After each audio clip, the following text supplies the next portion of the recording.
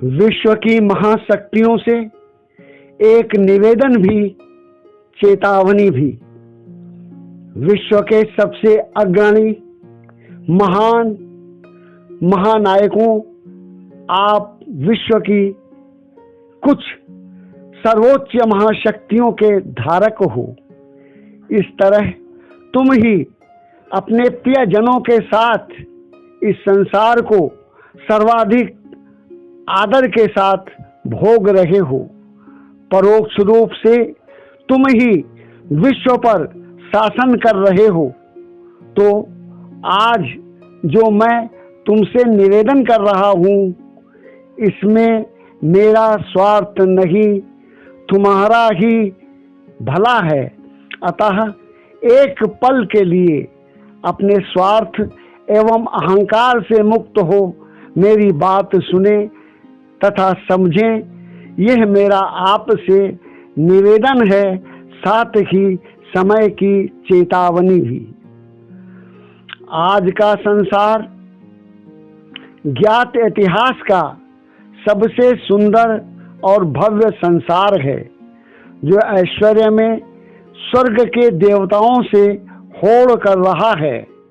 जल क्रीड़ा हो, आकाश गगन विहार हो, आज क्या नहीं है मानवों के पास, जिसका वर्णन स्वर्ग के देवताओं के लिए होता है।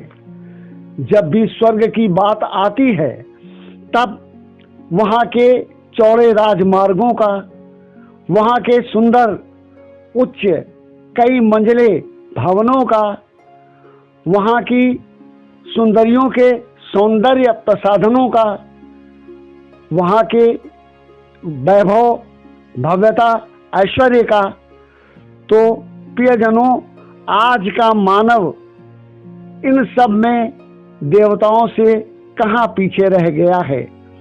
जो कुछ का वर्णन किया जाता है, वो सब कुछ आज हमारे पास है। आज हमारी धरती की नायिकाएं उनकी नायिकाओं से होड़ कर रही हैं। हमारी धन संपत्ति वैभव सब कुछ उनसे होड़ कर रहा है। इसीलिए काश इस पर कोई ग्रहण न लगे, संभावित तीसरे विश्व युद्ध का साकार न सजे। यह बड़े यत्न से पाया है, यह नष्ट न हो, इसका ध्यान आपको ही रखना है, क्योंकि आज इसे आप ही सर्वाधिक भोग रहे हैं।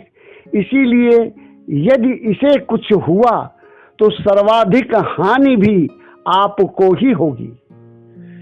तभी कहना चाहता हूँ कि आपका आपस में कोई मतभेद भी हो तो उसे मिल बैठकर आपस में ही सुलझा लें, क्योंकि यह अघट यदि घटा तो आपका आज का सर्वोच्च महानायक का पद भी दांव पर लग जाएगा, और दांव पर लगा पद बचेगा या नहीं कहा नहीं जा सकता। इस पद तक पहुंचने में आपका, आपके देशवासियों का एवं समग्र देश का क्या योगदान रहा है, सोचकर कुछ ऐसा न घटने दें कि वर्षों का अर्जन घंटों में स्वाहा हो जाए।